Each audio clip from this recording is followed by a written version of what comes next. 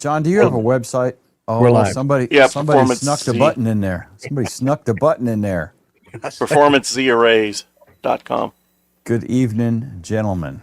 Hello. And Ape. How are y'all? We were having a rousing discussion about bulkhead connectors. Yes, we were. And cold ass joints. And cold ass joints and 3D you were printing. talking about that because that's what you always make. I guess you do a lot of cold joints. I mean, I've seen his solder work. It's. I mean, it ain't Frank level soldering, but my solder work is solid. Solid. Yeah, if you hammer it.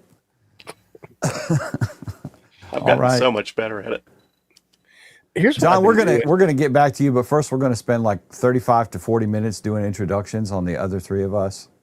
I kid. Ape, what do you got going on, Bubba? Like I just have a bunch of shack stuff, reconfigurations that are going on, but I've got a bunch of videos that I need to do for stuff I committed to reviewing, but I'm trying to review less and less stuff, and so I'm gonna try to finish those up and then be done with it. So do you get like I get anxious, or what do you want to call it, when I have a bunch of them? Like they don't come in one at a time. Usually it's like 3 different people want to send you something at the same time. So I've got stacked up, Right. I don't get it stacked up. I've sometimes, but I get all like, oh man, I gotta get this done. Now I'm like, I do get anxious. Fun. I do get anxious about it because when I talk to them, I'll tell them, give me a couple weeks because I'm not you guys. I don't have, that many people hitting me, but occasionally it's happening. I know people that put them off for months, and I don't do that. Don't talk about Ape like that in front of him. He's right here, Chuck. 2 years, but I get freaky if I'm a couple days past 2 weeks. And one of them emailed me the other day, Mr. Jim, when are you going to do that? We're just wanting to make sure everything's okay and you don't have any problem. No, I have any problems. I've already made the video. I just haven't got it edited because it's long. A lot of times, like I'll say yes to reviewing something as a favor to somebody who's been very supportive of the channel for a long time. And it's not like I want to do a video on that particular topic. And then it becomes a chore as opposed to something that I actually want to do. Is it a Metallica Hey, sit back. It's the Little Mermaid show. Oh, the Little Mermaid show. We've seen that. Okay. I hadn't seen it before, and I was thinking it was Iron Maiden or something. And I see whenever he leaned back just enough for me to read it, I'm like, oh my God. No, it's I'm surprised it's not a Maiden shirt, honestly. Yeah. Sorry. Oh, I had a dress shirt on because I was on business calls today, and then I just had to grab something. Do you have your work shorts on and flip flops? Yeah. Work flip flops. Well, my knee's all jacked up, dude. So I have a bracelet I've been wearing, and man, he's like me now. Mine's getting better though. Well, I was using crutches for a while, and then today I actually went to the store and did it without crutches. I probably shouldn't have because my knee's effing killing me right now. It's gonna be swole up, son. It's gonna be swole up. Charles, what are you up to? Well, like Ape's saying, I've got some stuff from Lie Time I need to do, or Lee Time, whichever it is. They sent me a bunch of stuff, and I'm it's this battery that's like super smart. It has like all these connections to it. So I have to do a lot of I'm not laughing studying. at you, Chuck. I'm laughing at the Dan comments. I need to do some studying here because I got to make sure I know what I'm doing when I start hooking all these things together. And then it's basically a whole solar setup outside of the solar panels. Nice. And then a charger, which the charger's pretty cool. It's got one of the gray, the big, the big old Anderson connectors. Mm-hmm. But what I'm going to say when I review that is like, it would be nice if they gave you one with little jumper cables, like a jumper cable setup. Because it's basically kind of set up to put on your battery and leave it, Those Andersons that are like about they're gray, 2 or 3 inches wide, the gray ones. Yeah, we use those on the winch on the fire truck, so we could move the winch front and back kind of thing. That's the one. 75 amps. Big. It'll hurt you way more than a thermostat will hurt you for sure. Hey man, listen, I don't mess with. I didn't say it was you. You just outed yourself. Today I spent like 4 hours on top of my little box trailer cleaning the mold off the top. We don't even get rain here, and I don't know why it's like this. Well, I do have a bunch of oak trees, and I kind of think they might be part of the culprit. But I waxed the top of it one time because it's a really nice like fiberglass setup. And I did the same thing on my motorhome one time, which I'll never do again. That was dumb. And I'm not sure if the wax, it was a carnauba wax, maybe that attracts bacteria or something. I don't know. Got shit growing in it. It's like petri dish. That's like some kind of natural wax, right? That might be bug food, Chuck. It might be. I don't know.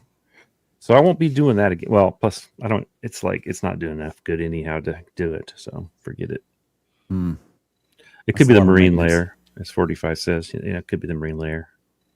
Well, you get dew there, right? A little, yeah, but not a lot. We have, well, I don't know. It's been like misting rain or maybe fog the last couple of days, but this has been on there for a while. Every time I clean my roof off, I'm like, shoot, I got to get down there and clean that thing. Jason is requesting the Trooper Little Pony shirt. I have the Trooper. I have the Maiden Trooper shirt. I don't have any My Little Pony. Are you a brony? Yeah, who wouldn't? We had a guy at work that was out, and we got into his computer and made the background like My Little Pony and all that stuff. So we came in. Don's in here. Look, Don. Oh, I forgot to show you this. So what is that going to, impedance wise, is that going to be when you're done with that? Big. Whatever it is. 650, something like that. Okay. Right. Well, you really don't right, care. John? Right, At 3.5 inches? I have no idea. I mean, I know 300, 450, and 600, which I assume is related to the distance between the wires, right? 600 is usually pretty wide, but well, 300 is like half an inch. Don's saying 600 ohm or more, so I trust what Don's saying. Yeah, because 450 is not very big. 600. The 450 stuff is really small, so it's got to be somewhere in the 450 is about an inch gap. So what size but wire are you 450's got a different jacket. This is that 18. This is that 18 gauge I got at Dayton, which I wish I'd bought like everything the guy had. That stuff was because it's pretty stiff here, but nice wire. It's really pliable for PVC. Missed the boat on that one because he was selling that cheap. I said we missed the boat on that. $20 for 500 feet. I should have bought everyone. I know. Well, here's the thing. He would have cut a deal, like because he had like 20 rolls, right? So if we were like, look, I'll give you whatever $200 for the whole lot, he probably would have done it. Right. I'm getting one of them $15 a roll, like one of them wagons with the mud tires. You get a wagon? I'm going to get one of those. I got a fold up wagon. Yeah, I use it to haul crap back and forth to the shop. You're using the Wi-Fi down at the gas station right now, Abe? I was going to say he's got gas station Wi-Fi. Let me tie it into him. I'm just saying it was pretty bad. Kids are watching Little Mermaid. Right. Yeah. Okay. So we got John here tonight, Jean-Luc Gendron, Locutus of Ham. And I got to say, we're going to talk some antenna stuff because John's here, and we're going to talk about antenna stuff if John's here. So first of all, you got some new projects you're working on. Right.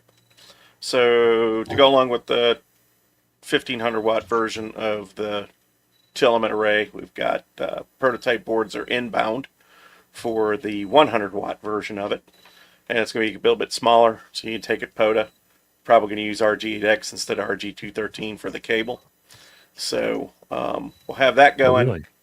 And then, I figure we can make it lighter. I was looking at like using 174, but the losses are too high on 174. Everybody's into that 174 now. Yeah. Because they got the little it was to look at it for the small. I was talking with ABR and their new 274. Or 174. It's pretty.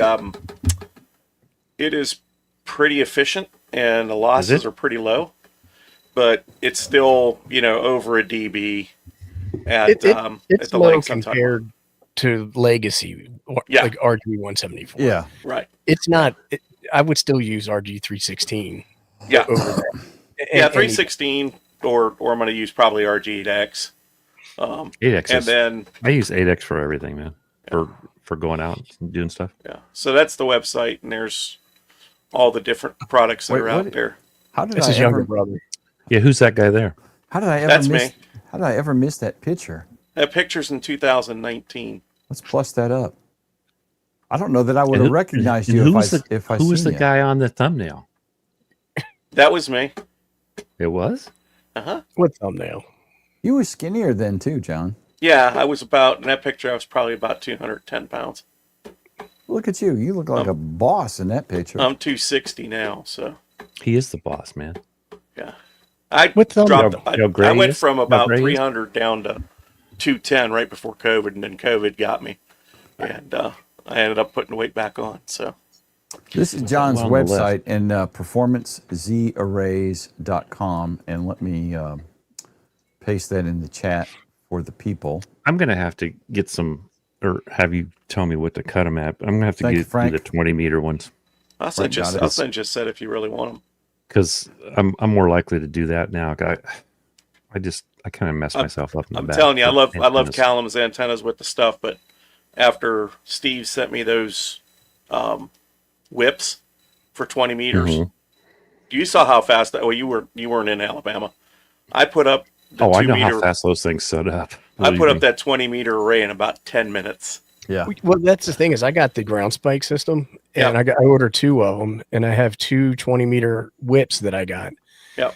And I was like, I'll be able to set this thing up literally in seconds. I mean, the hard part is going to be measuring the distance between the 2 of them. 17 feet 4 inches. Yeah, I know, but still, like you got to get the tape measure and all that shit. Nick, no, you just before you go out, you measure it out. You make a little string out of some stuff. You put a circle on one, put a circle on the other one. Put your first one in, and just pull it to wherever you want to aim it, baby. Yeah. Yep. And you just got to hang out with me more there, Ape, for that. I mean, that's a pro tip. Stuff. That's a pro tip from Charles. QRP Live, thank you for the $10 super chat. Yeah. The QRP Yes, Live. we're trying to spend all y'all's money. And then this is the prototype. This man is dangerous at any speed. This is the prototype for the triangle. The new triangle. I haven't got mine set up. You got a triangle one now. Damn it. So the triangle, it's a math problem extraordinaire. So this is not nearly the size it's going to be. It's going to be smaller than this. This is just my prototype. I'd open it up, but it's a pain in the ass to get it closed back up. But we'll have it probably springtime in production. Now, I will caution you, there will be no kits for the triangle. It's such a precise, put together piece. Everything's going to be handmade. So I'm building them and shipping them as needed. And there'll probably be a little bit of lead time because it takes a little bit of time to build them. So we got crickets somewhere. Crickets? Yeah. I don't hear crickets. I want to hear it when you talk. Me? Yeah. I didn't hear crickets. Well, the dog was in here and maybe her collar was jingling. Hear it now? I was hearing them too. Yeah. I hear them when you talk, John. Really? Well, let me turn the gain down. A ringing or something, yeah. Let me turn the gain down on mine. You don't sound overmodulated, but yeah. How's that? Is that better? No. Yeah, I didn't hear nothing then. Don says he still hears it, but look, I think they're full of shit. That's my personal opinion. I could hear him. I could hear him. They're probably all on Discord right now saying, "Hey, let's fuck with John." Tell them that you hear crickets.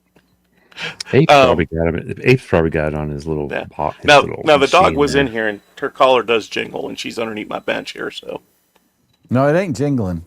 It's okay. Well, it's crickets. So we used to, John, when we first started on the show, whenever we would have guests on, I would play like static and stuff when they were talking, like really loud. Well, certain people. Yeah, but we would act like we couldn't hear it, and they'd be like, "Hey, do you guys hear that static?" I'm like, "What are you talking about?" We used to do that, or we'd make them echo and just all kinds of stuff. But if you're interested, Nate's here. Evening. And the 2 elements, they're available, shipping now. The POTAs are going to be probably December timeframe. I theoretically, I know they'll work. I just want to get it and test it a little bit before I say, yeah, we have a workable product. Oh yeah, I don't blame you. I wouldn't want to send that out until I personally knew everything was. Yeah. And then now, what is the pricing on those, like on the POTA kit? I don't have the price yet because I don't have everything determined out yet. So we're still in prototype. I may change some parts out. My goal is to get it to be about half the cost of the 1500 watt kit. So are you going to aim for like 20 meters on that? 20 and 40 baby. or 20 and 40 are pretty much, everybody's ordered them. I haven't had an order for 80 yet, and nothing out of the ordinary. So I did have a couple people that got 20 and 40 kits. So they bought one kit for the array, and then they bought the cables for 40 and the cables for 20. 20 is super easy though. Yeah. Those 20 is, man. it's money at 20. If you got a space and you can put up a 40, it does really well on 40. I mean, in the evening going West Coast, I mean, it just does a fantastic job. So going West Coast over into. Were you saying after dark though, right? Yeah, after dark, yeah. It doesn't 40 during the day because it's mostly short haul, high angle stuff. It doesn't do real well. Even the directivity when it's high angle of incidents coming back down, it really does affect the directivity of the antenna, right, from the receive side. We were talking the other day, yesterday or whatever day we were talking, and you mentioned it just a minute ago. So talking about the 17.5-foot whips with your kit instead of using DX commanders. So that's just, go ahead. So I put up the whip, and I've got them marked where they tune.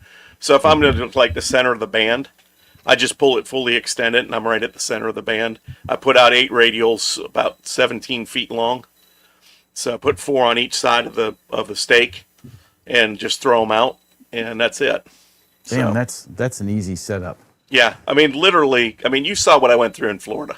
Yeah, right. I felt bad for you. Part of the Florida issue was I had to scramble because it was I had done it a bunch. I just had everything set in the camper the way I wanted it, and then the camper malfunctioned, and you guys were kind enough to offer me a place to stay, so I had to throw everything in the truck, so everything was not where it should have been because it was like day before decision.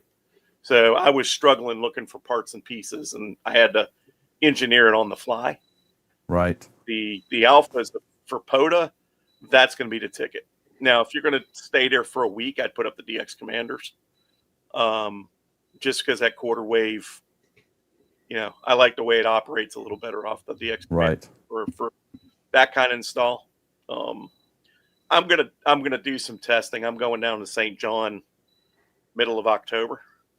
Nice. So how easy of a setup would that be? So you're doing 20 with the stainless steel whips, because I'm interested. I'm very well. We were talking about this. Yeah. I'm super interested in doing that because I don't really have a place unless we got rid of all the cattle, and they're not mine, to put up anything much bigger. So it's kind of temporary in the yard deal. But that seems pretty quick to put up and take down. Yeah, it is. Well, directionally, what's involved if I want to? So instead of aiming east, I want to aim west, and so all right. So use your great circle map. So like for me, going to Europe is between 35 and 50 degrees. The great circle map for the globe Earth, right? Yeah, for your location, you can go out. I forget the website. There's a guy, a W6 call that put. It's called an azimuthal map. Azimuthal map, right? Exactly. And I didn't want to use that $100 word, Abe. But you put in your coordinates, and it'll set you as the center of the map, and then it shows you all your bearings to everywhere else. So, like for me in South Carolina, where would you think Australia is for me? I'd aim it southwest. You'll get there sooner or later, right? Nope, it's due west of me. It's right. Due west. It's probably more west. It is due west. 200. Mine's 350, I think. Jonathan, thank you for the $9.99 super chat. Thanks, Jonathan. Maine is closer to Africa than any other point in North America. Maine is? Maine is, yeah. Really? I look it up. I was pretty surprised when. Yeah, you know what? When I Because heard it that. sticks out so far east. It does. Yeah, it's a lot Yeah. farther east than you imagine. Yeah. Mhm. I was just looking at my map up here. But the So I mean, aside from aiming at Right, great so circle map, just let's just say you're going to look at one angle to Europe, and then the backside you're going to face. For you, it's probably going to be a little more west than southwest for you, or actually a little more south than I'm going to have to do west. something about this internet. And you'll go, About you what? switch it, from northeast to southwest, and it's just flipping a switch. okay. Here. So it's not rearranging the antennas. No, this is It's just automatic. it's a reciprocal heading kind Right. of deal. Yeah, okay. exactly. So for Okay. me, if I aim at 30 degrees to Europe, I'm at 270 on the backside, or Gotcha. 250 on the backside, and I'm going 250. to New Zealand, Australia area. So, and then the nice thing is you can go broadside. Now you lose some of the gain off the antenna, but you can go. So for me, that's the Midwest and down into Florida and Africa for Mhm. me in South America. So I point that thing northeast towards Europe. I have the southwest going towards the Pacific, South Pacific, and then I've got a stretch going up through the center part of the country, northway, and then down towards South America and Africa. All right, James. What? 90 degrees from me to you. So whatever the opposite of that is to the West Coast. would be 270. 270. Yeah. So here's reciprocal. 270. Yeah, these you're are the right. You and I Chinese- are almost straight across. Yeah. This is the Chinese 20-meter whip, and I got 2 of them for like $26. Wow. And Where did you get those? China. Amazon or some shit. And this is it right here. Now these are not as nice as the MFJ 17-foot whip. Yeah, the alphas are pretty hot. They're pretty cool. And then I got this ground spike right here, and it has the SO239 connector on it. Where'd Now you get this that? ground spike, I have 2 of them. I got another one right here. Okay. I got these in 10 millimeters because this is a 10 millimeter socket on here. Okay. No, I had one in 3H24 for my MFJ whip, but then I just used these Mueller clips, or what they're called. I call them Bob clips because Bob HOA Mueller. hammer, Oh, let's do Mueller. to build a ground plane and connect it to it. But Yep. this whole thing was, it's probably $50 for a 20-meter antenna, right? Which is pretty cheap for a nice vertical antenna. Right. And Yep. and these work really well. And when we were in Dayton and we were talking about it, I was like, dude, I could just get something like this and be set up really, really fast. That's what's got me fired up about it. So, yeah. well, like when I think 40's Go ahead. crazy on that antenna. That's just my personal opinion. I'm not trying to discourage or shade or any of that stuff. But 40, difficult to set up, further apart, and daytime propagation is not the best with 40 meters. Right.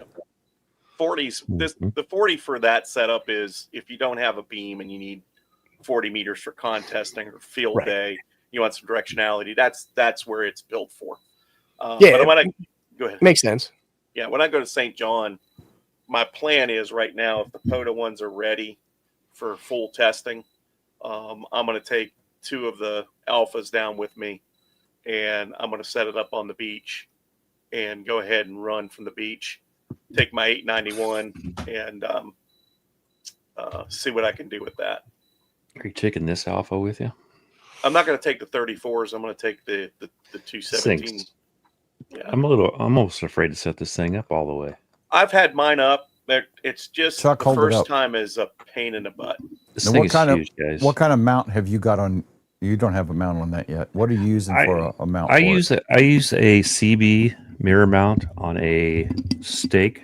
It's like $8 from Harbor or from Home Depot. I told you before, it's just a stake for doing concrete work. Oops. It's like a piece of You buy- rebar. No, it's actually a stake that has like holes through it for the nails to go through. Oh, okay, I know those what you're talking about. Yeah. because they're a little smoother. Yep. And if you want, it kind of helps if you take a grinder and you can sharpen, because they're not real sharp, but you can sharpen them up a little bit if you want to. I also have small ones that are, PVC things Mhm. where it's got I think it's 12 inches is the spike, but that's only good for small stuff. I mean, Yeah. I mean, for my, I use that for my my Carbon 6 or the little POTA 20. I actually did some comparisons on those two one day, and the POTA 20's longer and a little beefier at the top. But when you get about halfway down that thing, it doesn't hold as good as the Carbon 6. That Carbon 6, man, is like you pull that thing tight and you're like fighting it to take it up, put it back in at the end of the night. That was the problem I had with the 33, Chuck. That's how I broke the end off of mine, because it didn't want to stay. And well, with that giant whip, I don't think I'd ever extend it that whole way out. You'd have to guy it. You mean the 34-foot one? Yeah. So yeah, it comes with the guy, but I don't think it's enough. I mean, it's like halfway or something, isn't it? When I set mine up, it was pretty stable, Chuck. Was it? Yeah, I got 2 kits from Steve at Alpha. So it's got the ring and it's already got the pre-cut guy cables and the stakes. So you just slam those down in the ground and then you raise it up, right? And the first time took me a little bit of that works, Andy. Learning curve. And then once I figured that out, it was way easy. It just takes time because it's more parts, right? You know, and the radials are longer and yada, yada, yada. Or you have more radials. They're talking about how we're spending their money. I'm like, other Andy, he's folding paper here. He's putting copper pipe in the ground to be his antenna. Well, be careful putting that copper up. You see some of the tweakers.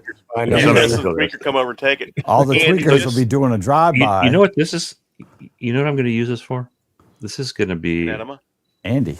It's going to be 25. I'm going to do it at 25 feet. It's going to be the Poseidon, but it's going to be. I'm going to build the whole thing so where the box and everything's all going to be. You just screw it onto a stake, and the hard part of measure is going to be measuring that out. Yeah, I'll just. You know what I mean? Like, how are you going to get it exactly 25 feet up? You know what I'm saying? Measure it. It's just got to be close. You just mark it. It's not hard. Well, you don't. Here's the thing: you don't want to mark it from the thinnest part of it. You want to mark it from the bottom, right? Because if you don't have to extend it all the way, there's no point in putting the thin parts out. So I agree with you. You're right. Except the thin parts are lighter in the air. Yeah, but the thin parts of the wood bend around and can cause catastrophe. Yeah, right. It'll work. I'll get it done one of these days. To Andy's point, if you're using 17-foot copper pipe, just you're going to have a bigger diameter, so you're not going to be as long, and you'll get wider banded, right? Your bandwidth is going to be wider. Your Q lowers. Andy is apparently some kind of witch savant with craziness. Yeah, well, I mean, if you look at that's cool. The big aluminum antennas they sell, like Comtech and them for the verticals, those things are super wide banded because they're thick around them. They start at Does Chaw make a 25-footer? What's that? See, I'd be concerned about my. Does Chaw make a 25-footer? Chaw does. Oh, they do. But we don't support Chaw. What would you be concerned about, Primate? I'm somewhat joking. I said I'd be concerned about signal to noise ratio, right? So the wider banded something is, the worse your signal to noise ratio is. Yeah, but you also got passband filters and whatnot on your radio too, so you can overcome that. There's Depends always a compromise, right? Yeah. Right. Not it. Whatever. Yeah. Use a 17-foot copper ground stake. That's my 101 MP has that V tune, right? Which is VC tune. That's a beautiful. Yeah. Ape, you haven't even used it yet, so don't talk about it. I don't know how to work the VC tune yet. Oh, you just get that book. That I got it. It just came like 2 days ago. And read that little bit on the VC tune. It is absolutely amazing. VC tune. Yep. But you were talking about that radio coming with yours came with the speaker and that's the way they all come in the MPs. They all come with the speaker and the power. That is the power supplies. Well, you can. You didn't get no special deal. You can use it. I was just telling you what I bought, son. But it does say that you can finagle your own 50-volt power supply if you want. Well, you could. Yeah. Why would you though? Yeah. Now see on the one I got, I have the 1000, and it's just a power supply. There's no speaker option. Yeah. And I don't think mine's 50 volts. I think it's 30 if I remember right. So I don't remember the voltage on that one. Yeah. Well, 30 volt. It might be 24. No, it's 30. It's an odd number. It ain't 12 and it ain't 24. I think it's 30. Look, it's the SP29 power supply. But it's not a speaker. It's just a power supply. It plugs in the wall, just like yours does. The difference is I just don't have a speaker on it. I also don't have whatever tune thing is that you said on yours. 48 volt. 48? Okay. I could have sworn that thing was, I don't know where I got 30 from. Yeah. Well, 12, 24, 48, that kind of makes sense. Well, I mean, you could have other volts besides 12, but yeah. 13.8 works real well too. Yes. Yes. So, yeah, I mean, we talk antenna. I mean, outside of the verticals, I mean, what antennas did you have in mind? Well, so the idea we kind of have gotten deep into the arrays and verticals. Thank you for that. Well, thank you. You're smarter than we are. And you have good taste in scotch.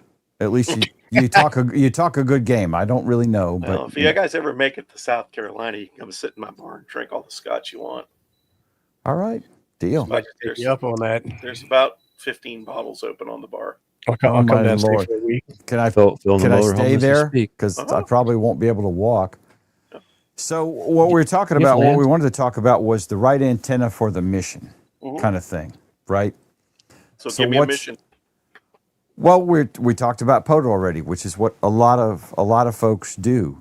I think a vertical is unbeatable in something like the Poseidon or the Kronos for POTA, just because it's so stupid, easy, fast to set up and tear down.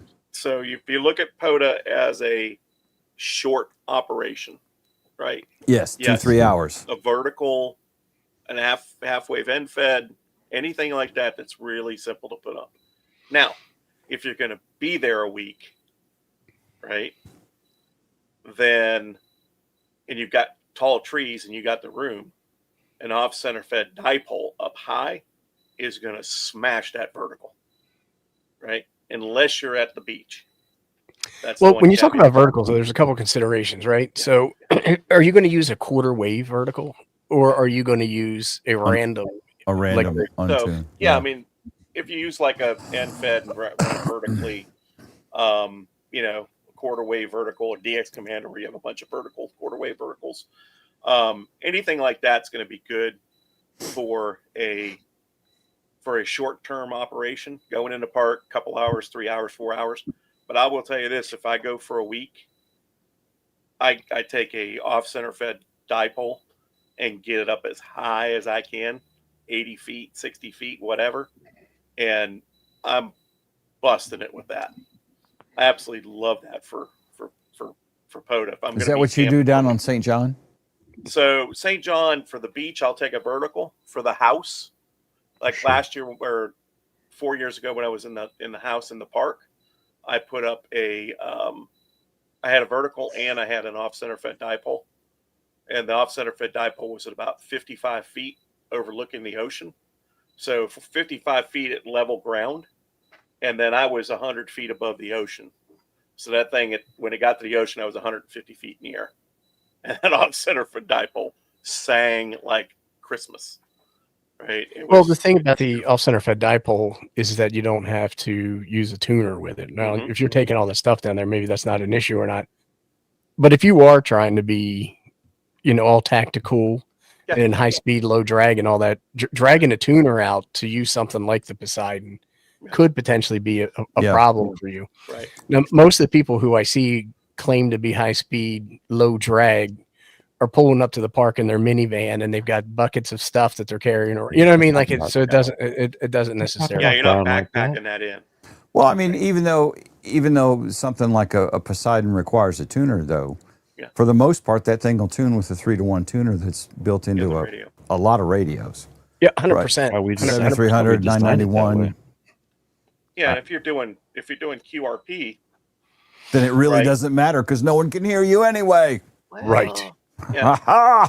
If you do QRP, I kid. And calm down. You can get your hands on one of those Elecraft T1 tuners, those little ones.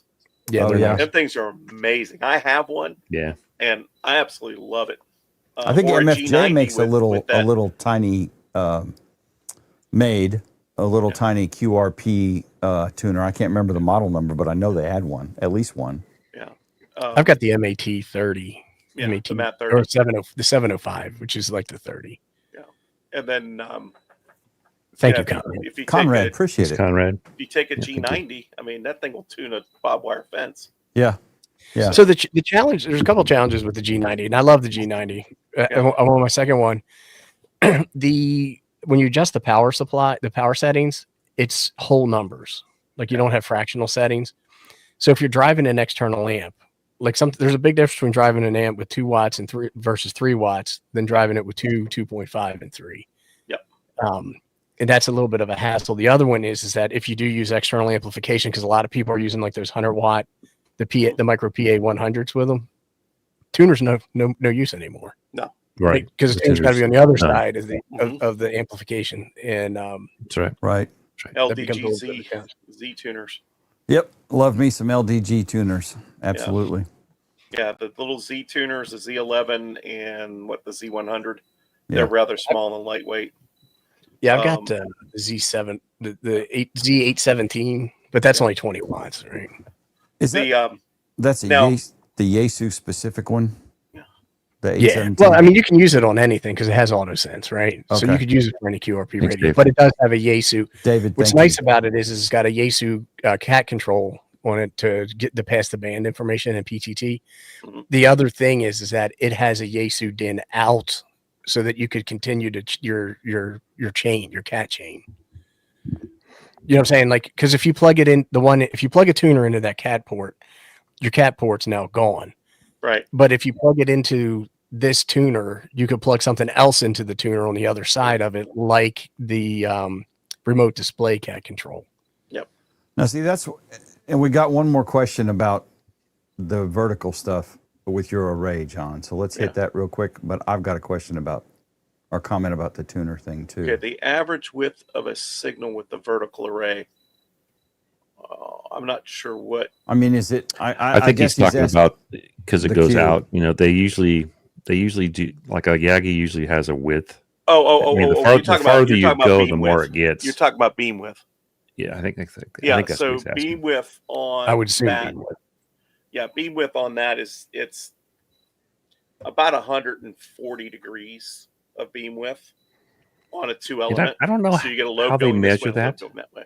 I'm not sure how they measure that for Yagis. If you look at your lobe, right? So from max gain point to either side, 3 dB down. So if I have 5 dB here, when I get here, where that drops off to 3, right? How many degrees from here to vertical? And then back this way, how many degrees? So if it's 50 this way and 50 that way, it's 100 degree beam 100 degree beam width. Yep. Right. So that makes sense. Yeah. So doesn't it get wider as you distance though too? Well, it's a matter of degrees, right, Chuck? Yeah. So your angle of incidence is here, right? And that's 120 degree angle. You get 120 degrees. It's just distance out how wide it is, right? So hey, Hollywood. Yeah. Hey, Hollywood. So so you're 3 dB down on either side of that framework.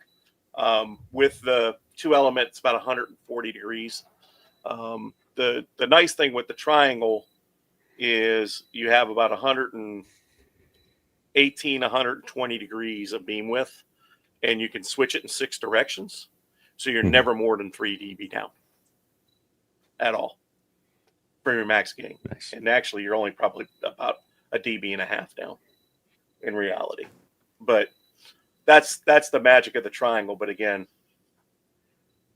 it's a whole different animal than that's a lot of math. That's a lot of math. Foursquare is Bubba. actually easier to design than a triangle.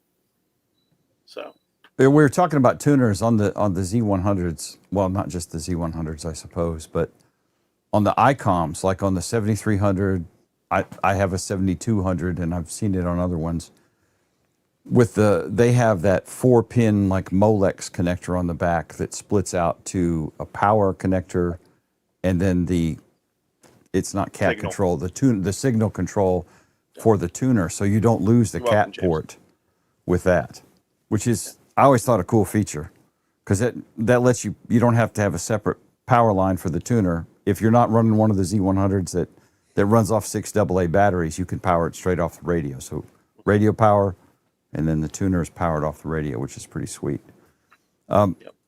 Bill said, with reference to the T1 tuner a couple years ago, somebody built a circuit, a fancy circuit because of the way Bill spelled it. Circuit. It's like a Frenchman circuit. I'm thinking it's French. To make the IC 705 auto tune the T1. Bill built it. Okay.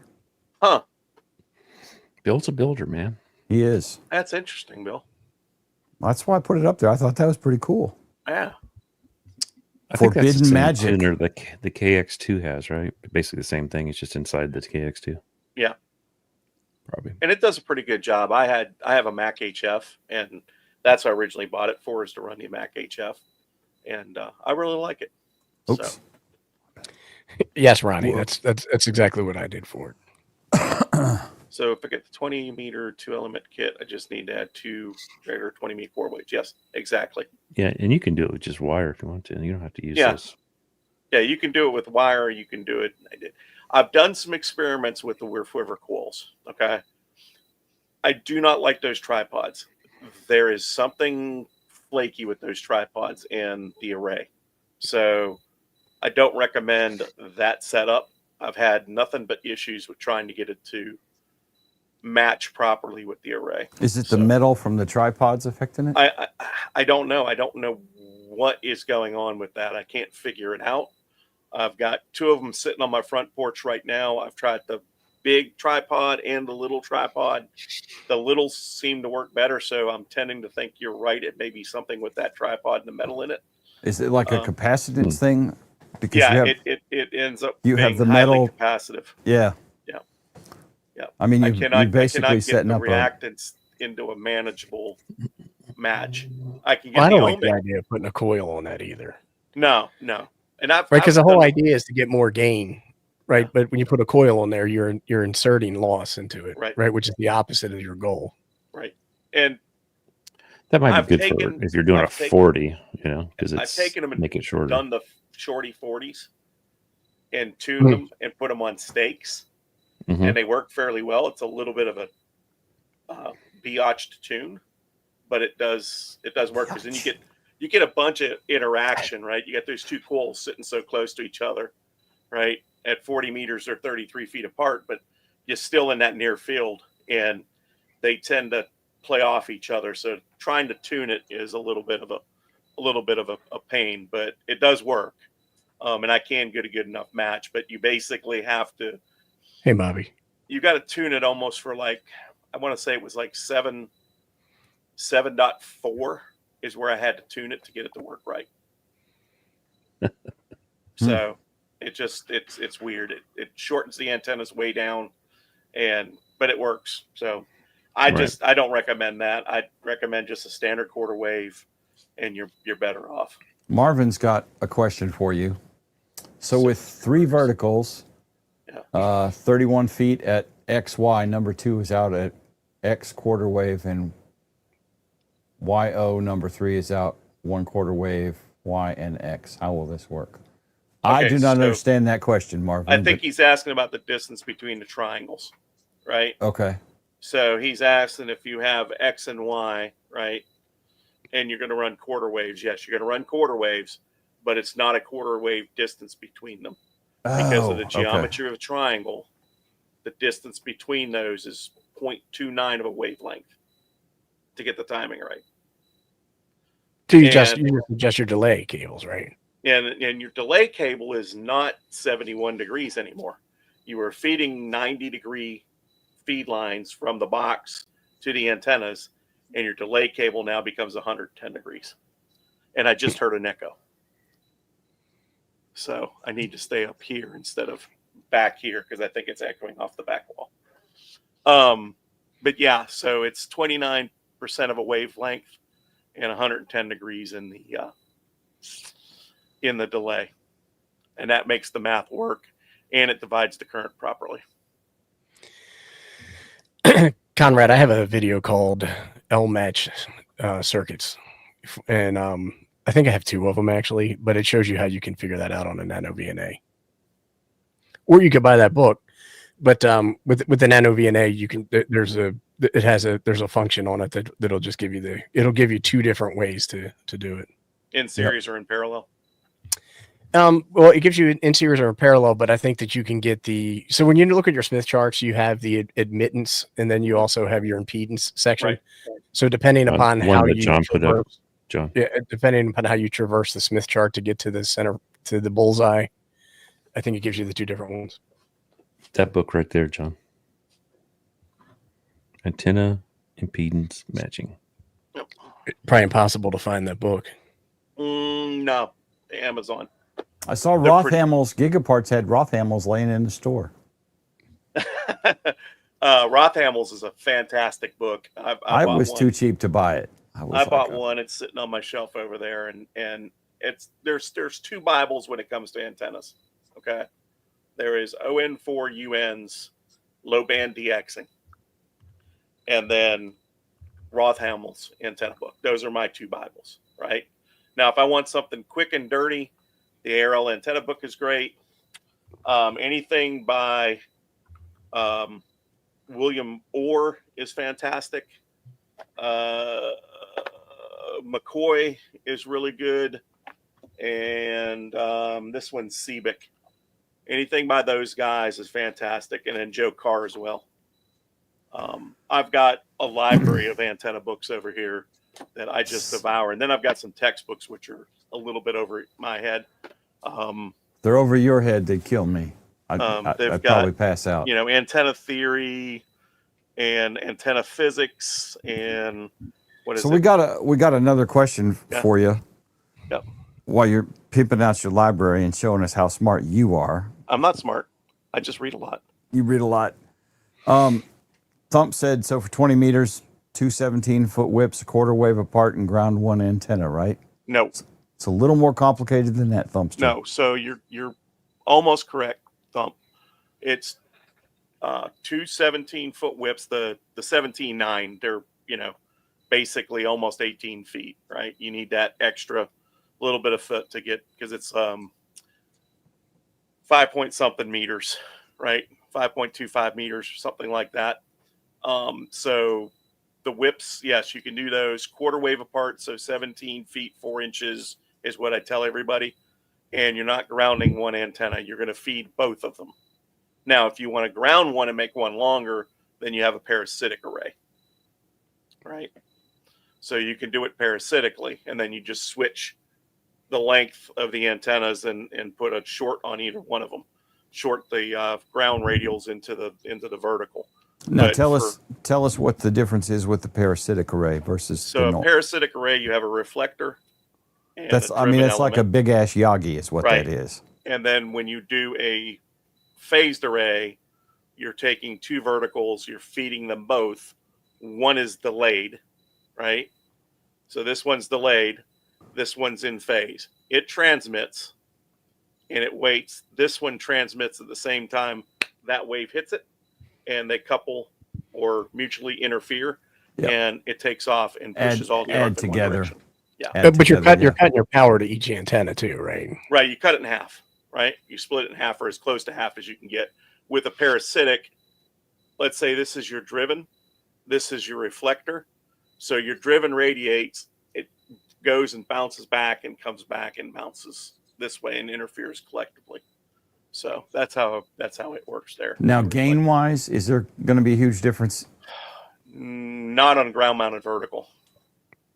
Pretty much the same. Yeah. So if you look like a log periodic is basically almost a phased array. Hollywood, correct me if I'm wrong, because you're feeding all the elements.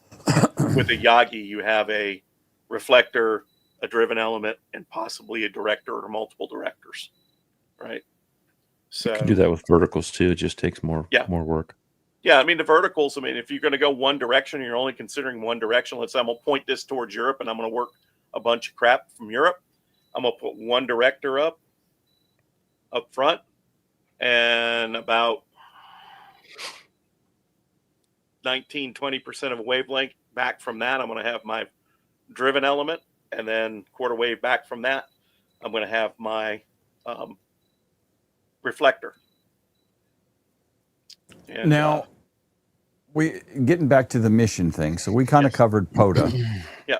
So and let's take an example, like if you're doing something for like Red Cross, right? Disaster kind of stuff, and you need to use HF versus UHF VHF. So like for me to Columbia, I can't do it HF unless I have a linked repeater system.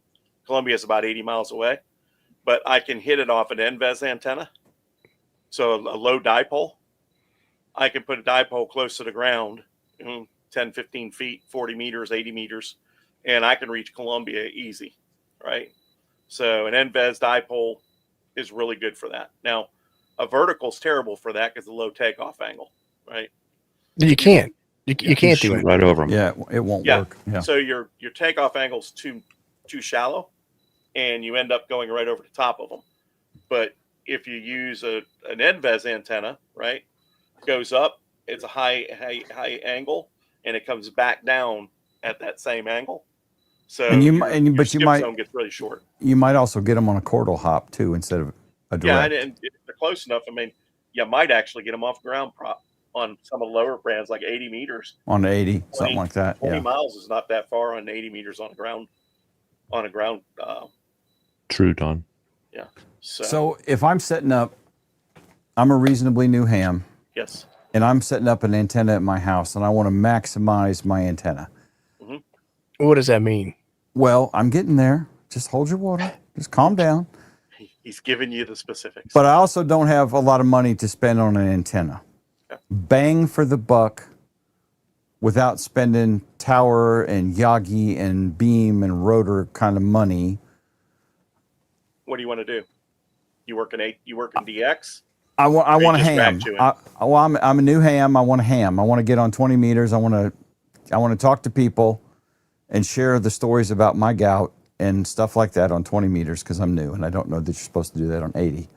Well, simplest thing to put up is kind of an end-fed in that situation. End-fed. Yeah. See, I would say the best bang for your buck antenna is a 20-meter dipole.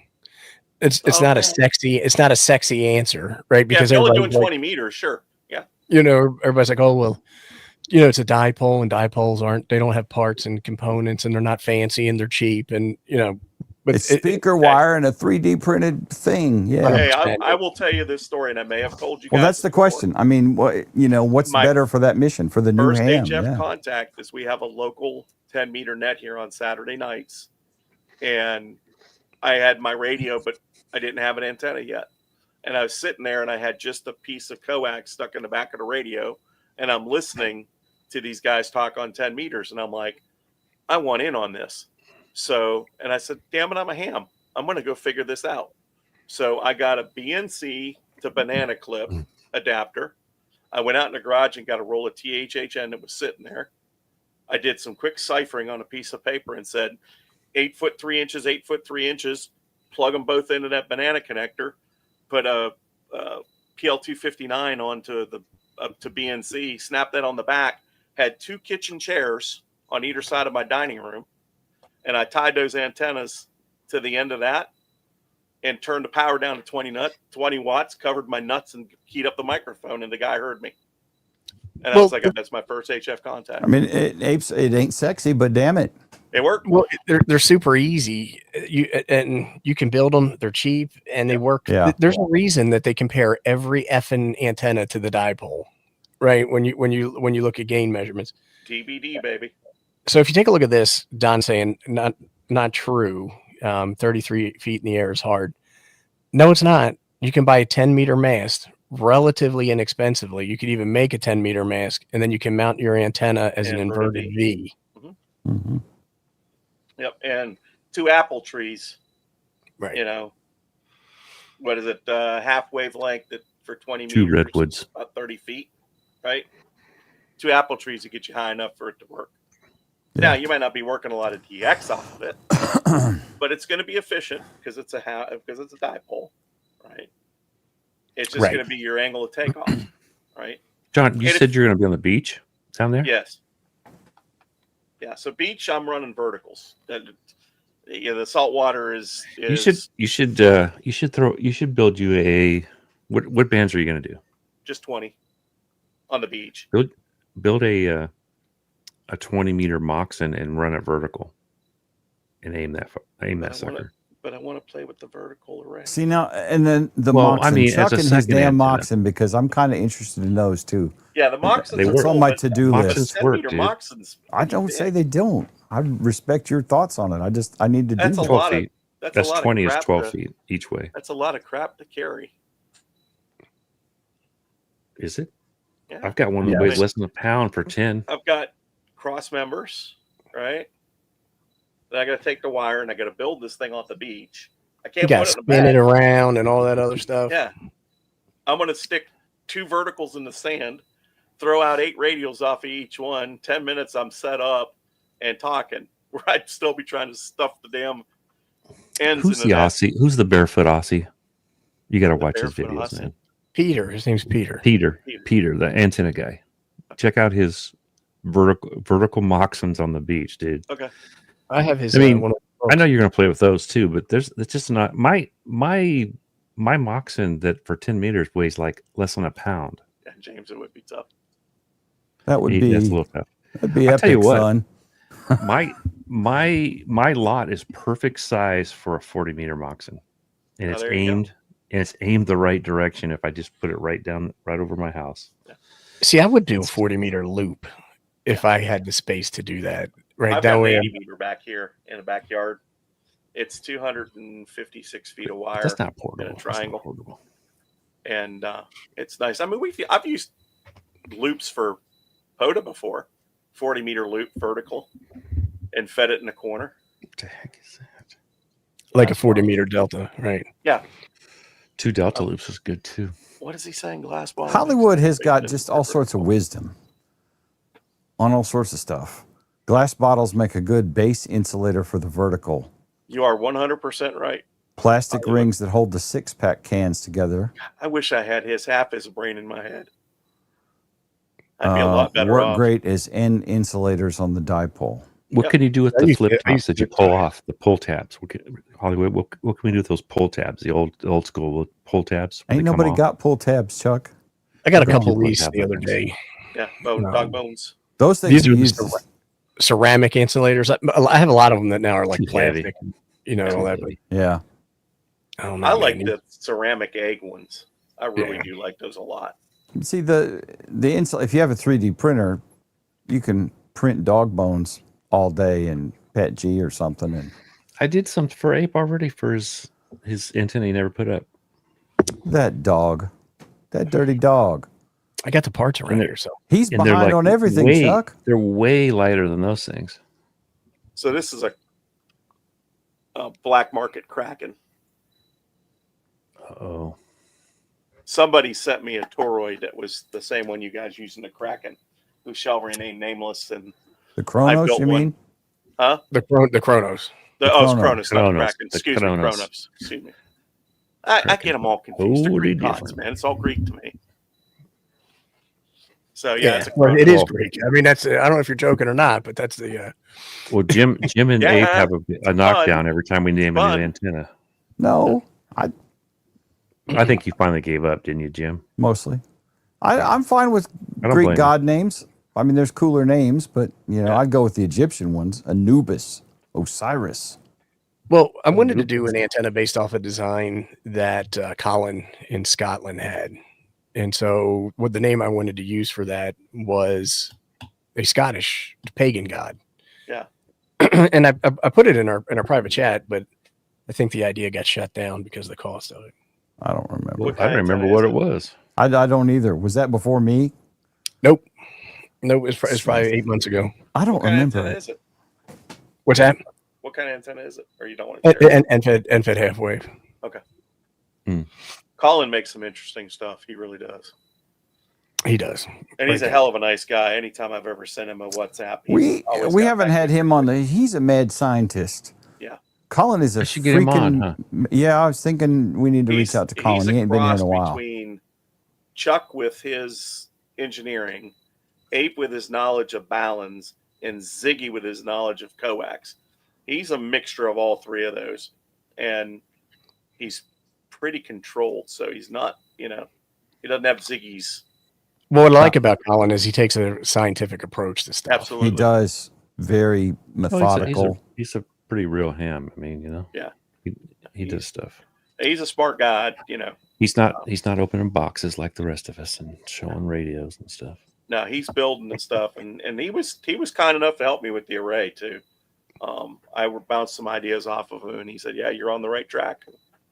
Went down that road. So I'm waiting for you and Callum to get together and release the DX Commander Ultimate Nebula Array or something like that. We can do it. I mean, Rolly and I figured it out. We cracked that problem. The issue is it's so expensive to do. I can imagine it would be kind of pricey. So if we do it the way we originally cracked it, it's about $2,000 for the array setup. Well, have you thought about like introducing variable phase into the circuit so you don't have to mess with the lengths of the coaxial cable? Yeah, I mean, you could do that. I've looked at the lump sum parts of it. The problem is power. You have to have a lot of moving parts in there, right? Yeah. Capacitors have to move. You have to have a bunch of inductors. So it's almost like building an auto tuner, right, into the box, and you have to have two of them side by side. And then when you start talking about, okay, now I got to rate this for 1,500 watts. See you, Chavez. Right? See you, Chavez. Then, but you could use like a junction box, right?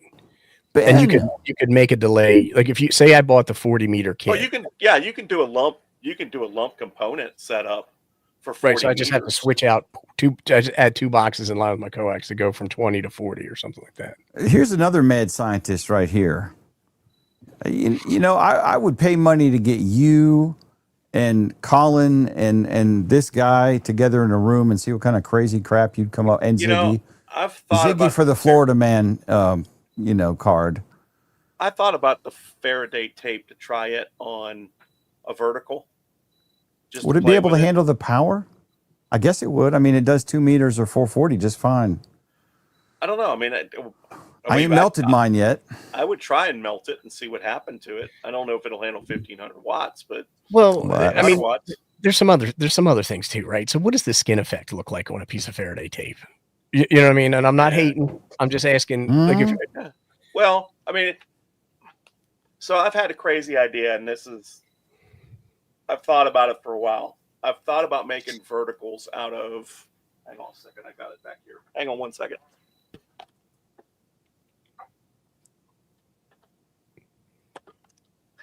Doc, how are you, buddy? So I've thought about making verticals out of this. This is just your grounding braid? No, this is actually a hollow braid. So it's circular, so you could put something inside of it. And I've thought about doing it, right? Putting something on it and going that way. And Don, you're right. The skin effect makes perfect sense to me. Right. So the skin but Faraday's not the same. If that's what he's saying, Faraday cloth is not. It's all about the surface area, right? Well, it's the depth of the surface area, right? Based off of frequency, right? And then also it's the conductive material in and of itself, right? So like I don't know how conductive Faraday cloth is compared to copper. Is my point. Isn't it copper wove? I don't know. I have no idea. I think most of it's either aluminum or copper weave. It's just wove really, really tightly so that the wavelengths, basically the purpose of a Faraday cage or a Faraday cloth is you have it flexible metal, right? So you can create it. Well, and it's wove so tightly that microwaves can't pass through it. It's kind of like the lining of the inside of your microwave, right? So that's why it does it, because what it does is it conducts all that down. It doesn't let anything get through it, right? That's what you want with a spit it out, John, with Faraday cloth or Faraday cage. Is you need it to be tight enough that it doesn't allow the microwaves to get through. And electric fence, there was an antenna, Ronnie, that is called an electric fence antenna. I've seen one in person. I put one up. And it basically was a fan dipole made out of this stuff. And it worked pretty well.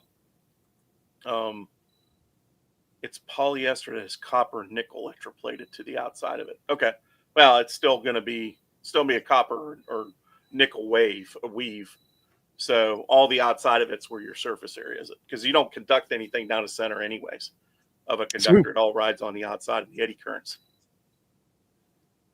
Here Thump is saying, he and I talked about this the other day, with 22 gauge polystealth copper coated wire, copper coated steel wire work fine at 100 watts. You can run 26 gauge. Well, all the time. Here's the thing is that we don't talk about watts. We talk about voltage. Well, right? True. Voltage and amperage. So the thing is that if you feed a dipole in the center where voltage is low, you can use thinner wire on your dipole than if you're feeding an NFED at the end. The voltage is super high. Yep. Right. And if you put it if you put a 49-to-1 transformer on the end of that, you're taking your voltage and you're upping it 7 times. So it's more about the voltage than it is the watts. Yeah. So in some cases, it's fine. In other cases, it might be a concern. You also want to look at the jacket material and see what that's rated for. Right. Because the problem that you're going to get potentially is arcing, and that arcing can still go right through that insulation if you're running high voltage in there. Right. So it arcing to the air. At 100 watts into a 50 ohm load, you're 70 volts RMS at 2 amps. At 1500 watts, you're 273 volts at, I think it's 6 or 7 amps. So, 2 amps on something like Faraday cloth at 70 volts is probably doable. I don't know that I'd run it high duty cycle, but it's probably doable. Holly would be able to answer that question really easy, I bet. Right off the top of his head. He's probably got a cheat card in his back pocket with all that. Flat and wide is good for RF. Best for high current, low impedance path. Yeah. Yep. So this is actually better than an insulated wire. Plus the velocity factor is. That was my next question. What's the VF on something like that? I mean, that's got to be probably in the 90s. 95, 92, somewhere in there. 93, 94, maybe. It's okay. probably that's pure copper, right? That's not copper coating. No, this is pure copper. This shit's expensive, man. That's worth a lot of money in certain neighborhoods. I can tell you that. Yeah, right. The tweakers knew I had this. Now I've got another piece out in the garage that's 1 inch wide. Look at all the paper he's folding right there in his hand. Hold that up, John Gendron. That man has more money than any of us. It's like 2 or 3 pounds of copper right there. You want to know where this came from? No, because it's probably not legal in most states. Oh, it's legal. He got it off the back of a work truck. No, that fell off the back of a truck. That's right. I bought a silent key estate, and it was in one of the boxes. Wow. Yep. And then I've got a piece of 6-inch copper strap that was basically copper. 6 inches wide copper strap. Yeah, it's flashing, 100-foot long. Wow. And it was in a box. John, that's like a legacy for your children. Mm-hmm. I mean, well, hey, I got those broadcast tubes. What's up, Joe Brett? Well, I'll be dipped. Look who just rolled in. Hey, late, Joe Brett. Late. I got might have been here. iMac CX4 tubes.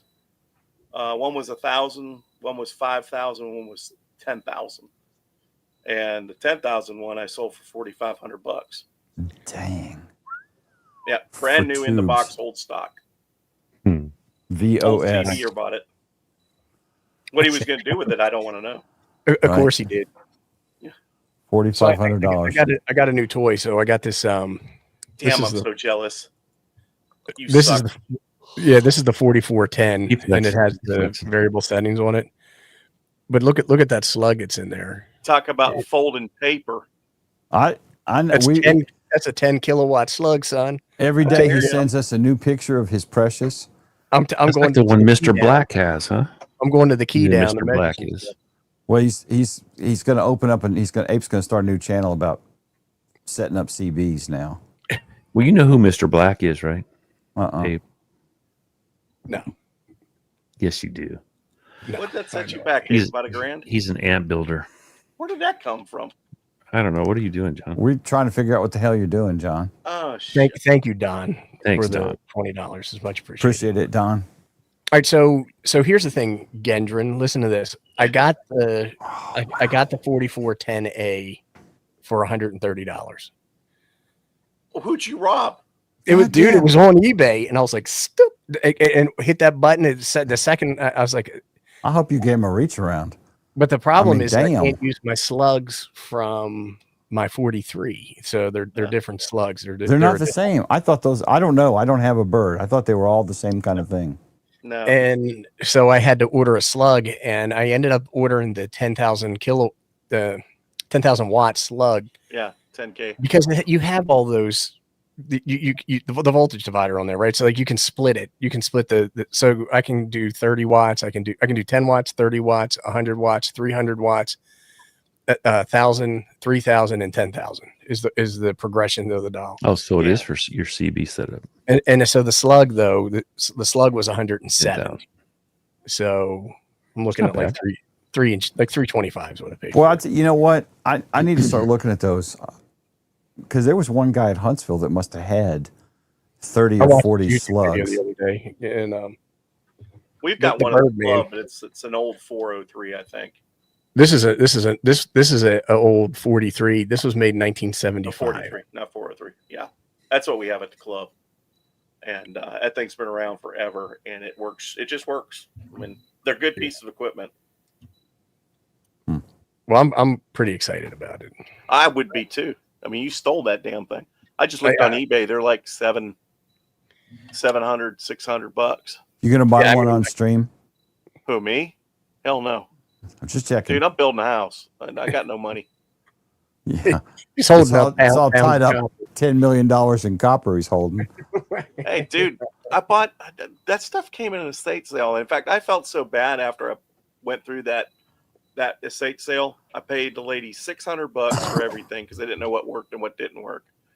And she called me the next day and she says, "Hey, I've got a couple more boxes here for you." And I went over and picked up the boxes and I gave her another $100. And then I realized what I had and I started turning the stuff on and start testing it. And the stuff was all good stuff. And I think I sold most of the big stuff for about $4,000 out of that. I ended up sending her a check for another $1,000. That's the right thing to do. Good on you. I mean, I didn't